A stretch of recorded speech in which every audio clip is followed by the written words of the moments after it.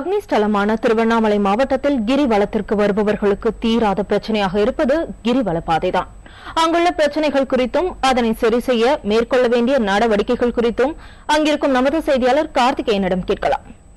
கார்த்திகேயன், நீங்க இப்போ களத்துல இருக்கீங்க, நீங்க சொல்லுங்க, அந்த கிரிவல பாதையின் நிலை எப்படி இருக்கு? மக்களுக்கு பாதுகாப்பான ஒரு நிலை இருக்காங்க? திவ்யா, திருவண்ணாமலை மாவட்டத்திற்கு மிகவும் புகழ் சேர்ப்பது இந்த அண்ணாமலையார் திருக்கோவில்.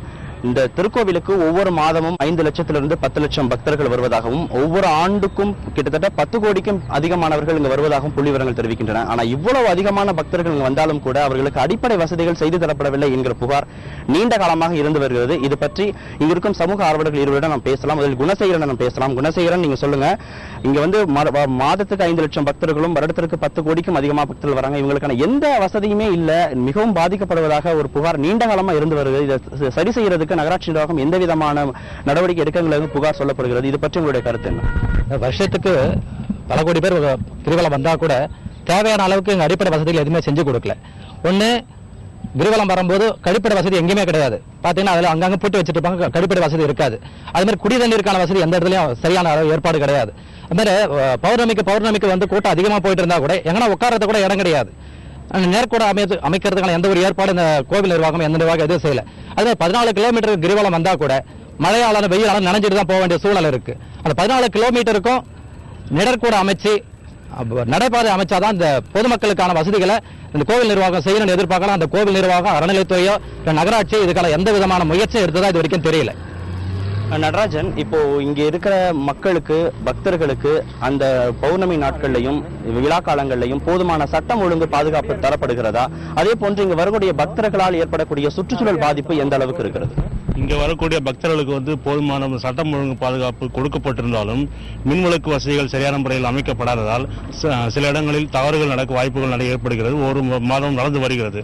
அதே போல சுற்றுச்சூழல் பாதுகாப்பு பிரச்சனை என்று எடுத்துக்கொண்டால் இன்னும் மக்களிடமும் கடை வாய்ப்புகளிடமும் போதுமான அவேர்னஸ் இல்லாததுனால பிளாஸ்டிக் கண்டென்ட்ஸ் நிறைய யூஸ் பண்றாங்க இப்போ. ஸோ ஒவ்வொரு பௌர்ணமி முடிஞ்ச பிறகுதான் கிட்டத்தட்ட ஒரு வாரத்துக்கு வந்து இந்த ஏரியாவில் இருக்கிற எங்களுக்கு வந்து அதனால நிறைய மாசுகேடுகள் ஏற்படுகிறது.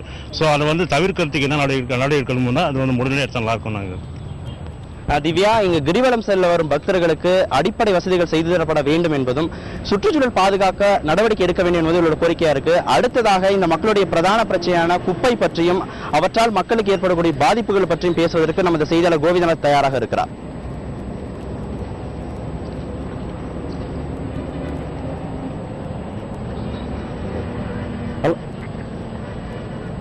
கோவிந்தராஜ், குப்பை நிறைந்திருக்கு திருவண்ணாமலையில. குப்பை கிடங்கு வந்து திருவண்ணாமலையில வந்து ஒரு நாளைக்கு 50 டன்னுக்கு மேல நகராட்சி மூலமா எடுக்கிறாங்க. அதை கொண்டு கொட்டிட்டு அதனால நிறைய பிரச்சனைகள் நிறைய இருக்கு. அதை பத்தி சொல்றதுக்கு வந்து அருகில் இருக்க பாபு நாயுடு வந்து சொல்றாரு. வணக்கங்க. இந்த குப்பைனால எரிக்கிறாங்க. வாரத்துல வந்து ஒரு 5 நாளாவது எரிக்கிறாங்க. இதனால என்னன்னா பக்கத்துல இருக்கிற வீடுங்க எந்த ஜன்னலையும் திறந்து வைக்க முடியல. குழந்தைகளுக்கு உண்டான ஆஸ்துமா, இந்த இரும்பல், தும்பல் இல்லாத குழந்தைங்களே இந்த இடத்துல கிடையாது. இது எவ்வளவு எடுத்து சொல்லி இது வரைக்கும் எந்த நிர்வாகம் வந்து இது வரைக்கும் எந்த இதுவும் எடுக்கல. நன்றிங்க. அடுத்ததான் இது குறித்து மாவட்ட நிர்வாகத்திலுமோ நகராட்சி நிர்வாகத்திலுமோ எந்தெந்த அதிகாரிகளை பார்த்தாங்க, அவங்க என்ன நடவடிக்கை எடுத்தாங்கன்றதை அதை பத்தி ஒரு தொழில் பெற்றுக்க. இது சம்பந்தமா வந்து இந்த குப்பை வந்து பெரிய பிரச்சனையா இருக்கிறது. இந்த சுற்றுவட்டாரத்துல இந்த திருவண்ணாமலையினுடைய ஒதுக்குப்புறமான பகுதியாக இருந்தது இந்த குப்பை கொட்டுமிடம் ஒரு காலத்தில். தற்சமயம் வந்து திருவண்ணாமலை நகரின் மையப்பகுதியாக மாறிவிட்ட காரணத்தினால சுற்றுப்பக்கம் ஃபுல்லா மக்கள் வந்து குடியிருக்க முடியல. இது சம்பந்தமாக நாங்க வந்து நகராட்சி நிர்வாகத்திடம் பலமுறை முறையிட்டு இருக்கிறோம். மாவட்ட ஆட்சித்தலைவரிடம் பலமுறை முறையிட்டு இருக்கோம். அதற்கு மேல வந்து திருவண்ணாமலைக்கு வருகை புரிந்த 2011 வந்து சட்டசபை மனுக்கள் குழு தலைமை கொறடா திரு மோகன் அவர் தலைமையில வந்தது. அவர்கிட்டே நாங்க வந்து இதை முறையிட்டு எந்த விதமான பலனும் கிடையாது. இது வந்து இதே போல தொடர்ந்து இருந்தா இந்த பகுதி மக்களுக்கு எல்லாம் நோய்வாய்ப்பட்டு மிகவும் ஆபத்தான நிலையில வந்து முடியும். அதே போல வந்து பல ஆயிரக்கணக்கான மக்கள் வந்து இந்த வழியா தான், இந்த குப்பை கொட்டுற வழியா தான் வந்து பாத்தீங்கன்னா கிரிவலம் சென்று கொண்டிருக்கிறார்கள். அவர்களும் வந்து பாத்தீங்கன்னா ரொம்ப நிறைய சங்கடத்துக்கு வந்து உள்ளாகிறாங்க. அதனால நிர்வாகம், நகராட்சி நிர்வாகம் உடனடியாக இதற்கு ஒரு முடிவு எடுத்து குப்பை கொட்டும் இடத்தை உடனடியாக மாற்ற வேண்டும் என்று எங்கள் குடியிருப்போர் நல சங்கத்தின் வாயிலாக, இந்த ஏரியாவில் இருக்க குடியிருப்பு நல சங்கத்தின் வாயிலாக நாங்கள் தெரிவித்துக் கொள்கின்றோம். இதை செயல்படுத்தாத பட்சத்தில் வந்து மேற்கொண்டு சங்கத்தின் வாயிலாக நடவடிக்கை எடுக்கவும் நாங்கள் தயங்க மாட்டோம் என்று இந்த சமயத்தில் நாங்கள் கூறிக்கொள்கிறோம். திவ்யா, ஒரு நாளைக்கு 52 டன் லட்சம் டன் குப்பைகள் இங்க சேகரிக்கப்பட்டாலும் கூட அதை ஒழுங்காக பராமரிப்பதற்கு நகராட்சி நிர்வாகம் எந்த விதமான நடவடிக்கை எடுக்கவில்லை. அதே போன்று அந்த குப்பைகளை மக்கும் குப்பைகள், மக்காத குப்பைகள் இரண்டாக பிரிச்செல்லாம் நடவடிக்கை எடுக்கப்பட்டிருக்காங்க. இதெல்லாம் தற்போது நிறுத்தப்பட்டிருக்கிறது.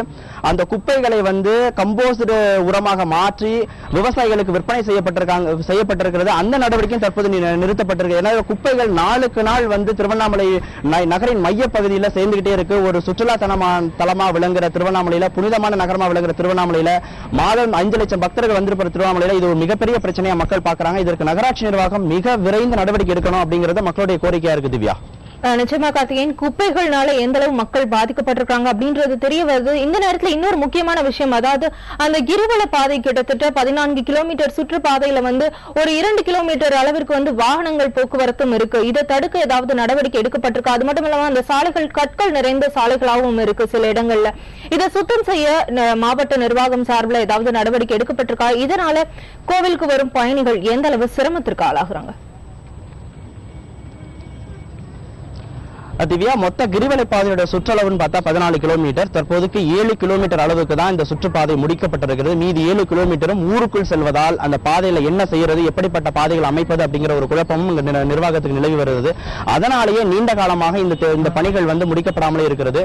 இங்கு வரும் பக்தர்கள் கொடுக்கிற காணிக்கை மட்டும் ஒரு மாதத்திற்கு 1 கோடி ரூபாய் அளவுக்கு வசூலாகிறதாம். அது அப்ப ஆவரேஜா ஒரு வருடத்திற்கு 12 கோடி ரூபாய் காணிக்கை மட்டும் வசூலாவதாக இங்க இருக்கிற சில தரப்பு மக்கள் கூறுகிறார்கள். இவ்வளவு 12 கோடி ரூபாய் அளவுக்கு காணிக்கை வசூலாகிற அந்த தொகையை வச்சுக்கிட்டே மக்களுக்கு தேவையான அடிப்படை வசதிகளை, பக்தர்களுக்கு தேவையான அடிப்படை வசதிகளை செஞ்சு கொடுக்க முடியும் அப்படிங்கிற இருக்கிற பட்சத்தில் கூட இந்த நடவடிக்கைகள் எடுக்க மாட்டேங்கிறாங்க. அதே மாதிரி மக்களுக்கு தேவையான கழிப்பறை வசதிகள் இன்னும் செய்ய தரப்படவில்லை.